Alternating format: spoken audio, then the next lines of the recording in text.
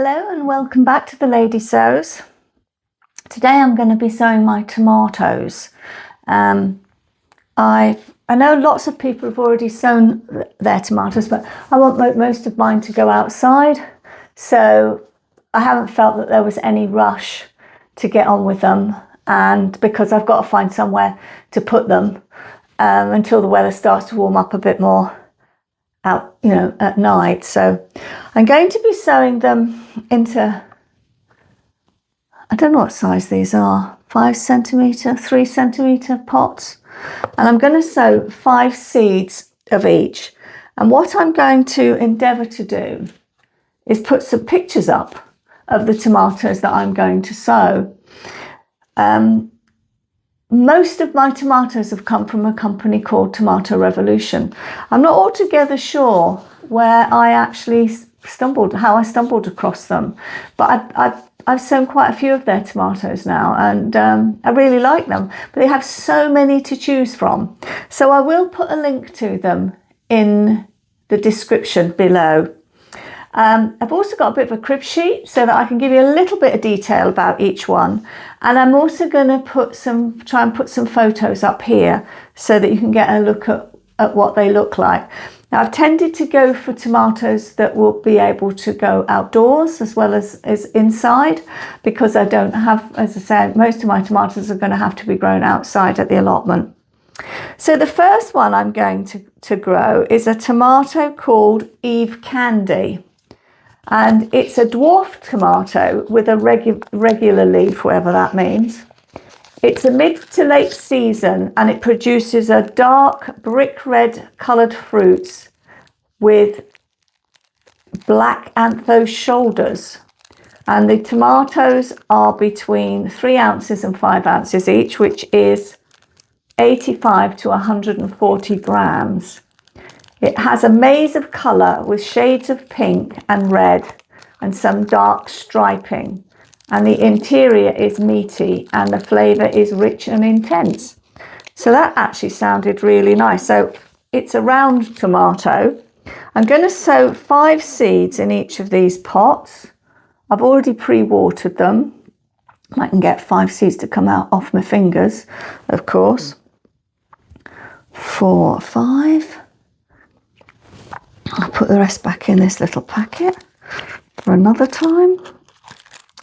And I will find the label. Excuse me. Put those in there. The next one is a tomato that's called Beam's Yellow Pear. And they are little yellow pear-shaped tomatoes, and it's an indeterminate tomato. It's got a regular leaf and it has 1 ounce yellow pear-shaped fruit, so that tells me that they're going to be quite small. It can be grown outside as well as in a greenhouse. Apparently it was introduced to the USA Seed Savers Exchange in 1983. And it is a mild, sweet-shaped cherry tomato with abundant cropping. So that actually sounds quite interesting. They're tiny little seeds, so I suppose that reflects the fact that they're tiny little peppers. The thing about Tomato Revolution seeds are they are not F1s. So you can save the seed from them. What did I say that one was called? Beam's Yellow Pear. If I don't put the labels in straight away, I shall forget. Which ones are which.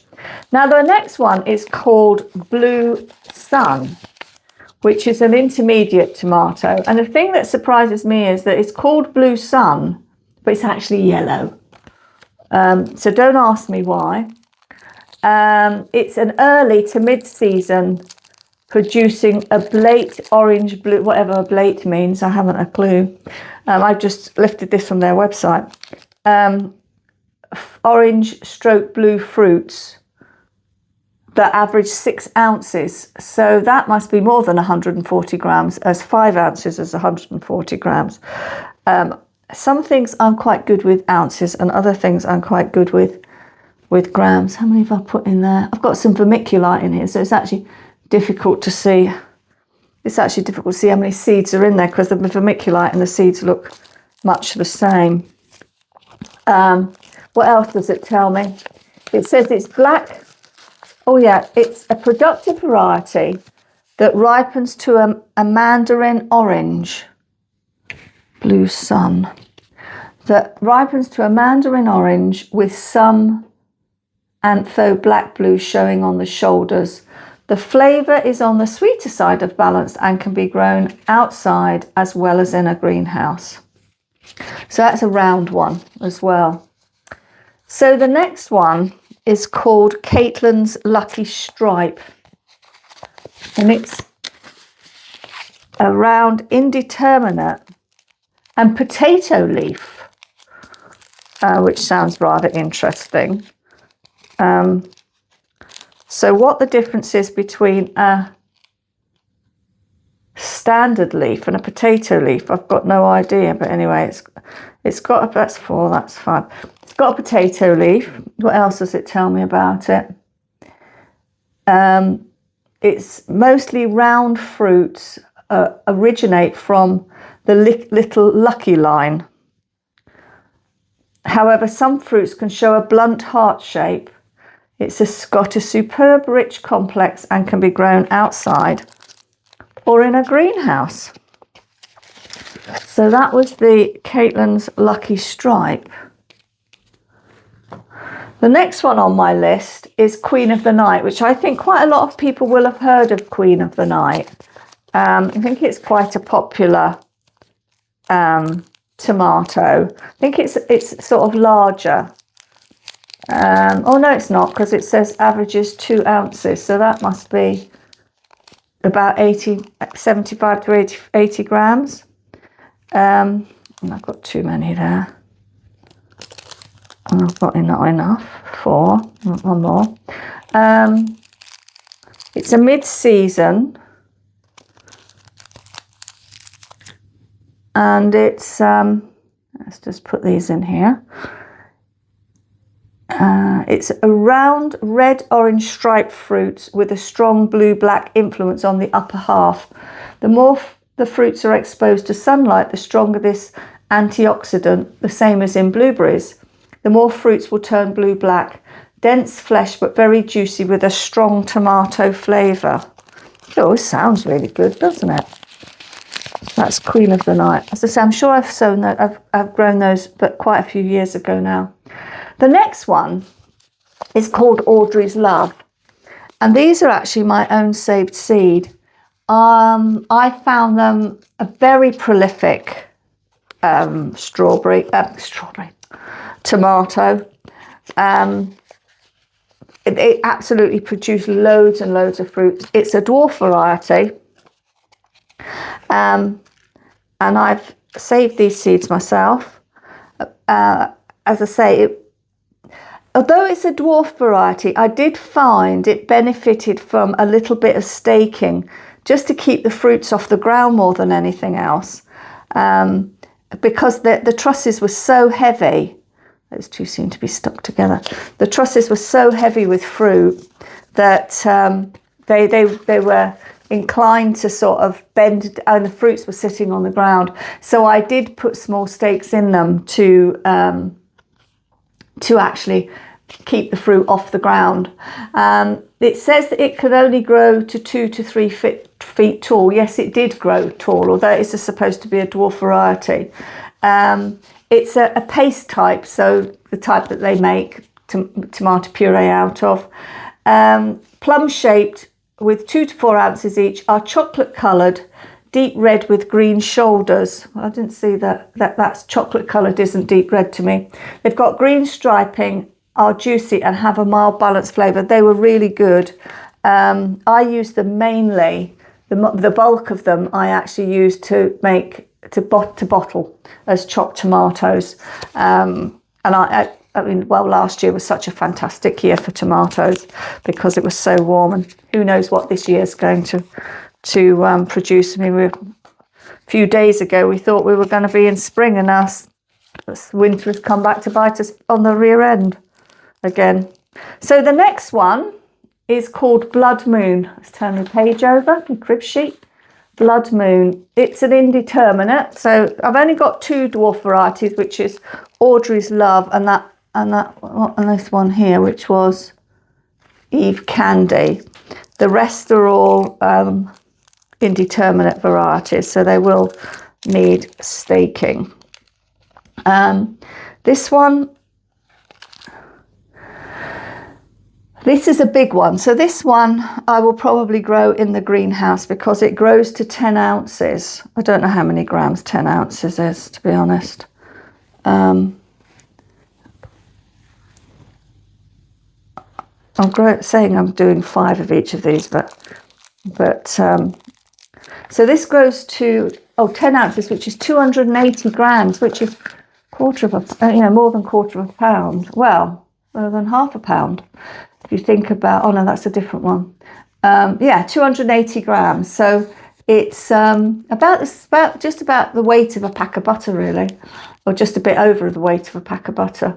So it's a mid-season producing purple, slightly heart-shaped rib fruits with green stripes. It's got crimson flesh and a rich, savoury flavour.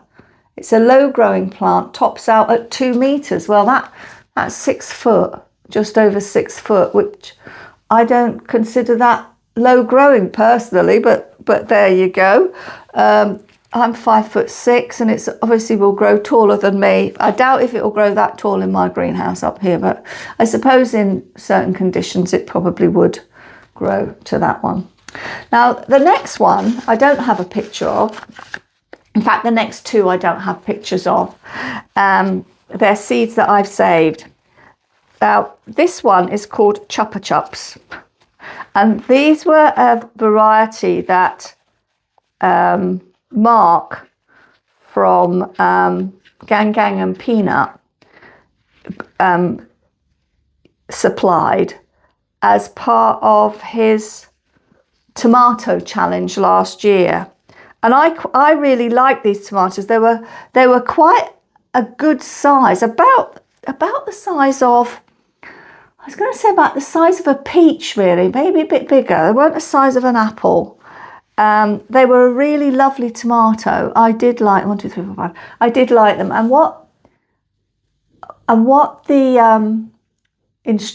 website says is that they're an indeterminate. They produce multicoloured fruits, which was true. They did. With black shoulders, so they were kind of black on the top and they were a sort of orangey pink on the bottom. They were really pretty looking tomatoes. They're also a big tomato, and they will weigh an average of 10 ounces or 280 grams, or as I said, about the weight of a pack of butter, just over the weight of a pack of butter.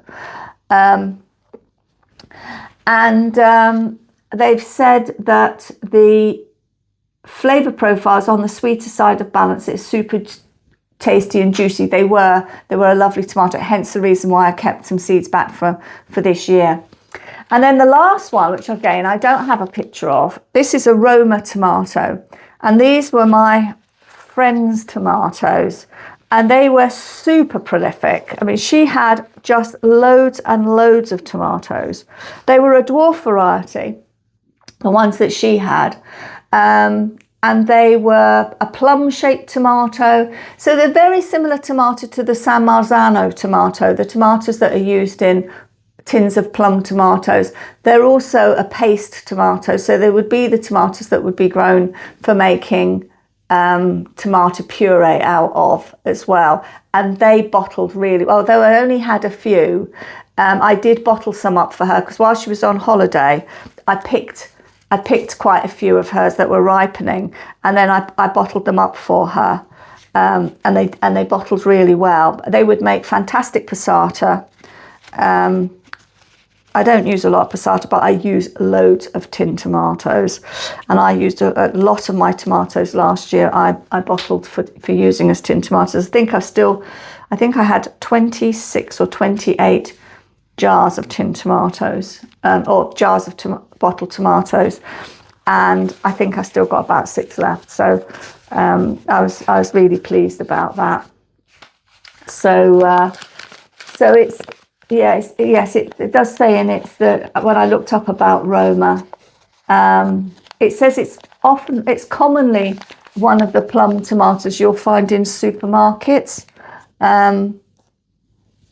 all over in several countries. So it is, that's what it's used for. Now the last thing I'm going to do with these tomatoes, these are going to go in my propagator. I'm going to just put some vermiculite, fine vermiculite over the top. Try not to get it everywhere, which is, you know, I'm just hoping they just take a little while to germinate, because I'm kind of running out of space here at home with the peppers and the aubergines and the giant onions just having to take their chances at the moment. I've had to take those in and out every day. They're going in the greenhouse every day because I've just run out of space in the grow tents. But these will go in the propagator. And I don't know how long they'll take to germinate. Anything up to a week, I suppose. Oh, those two don't have anything in, so I don't need to worry about those two. But anyway, so that's my tomatoes that have been sown now. I've sown quite a lot. We'll see what the germination is like. Well,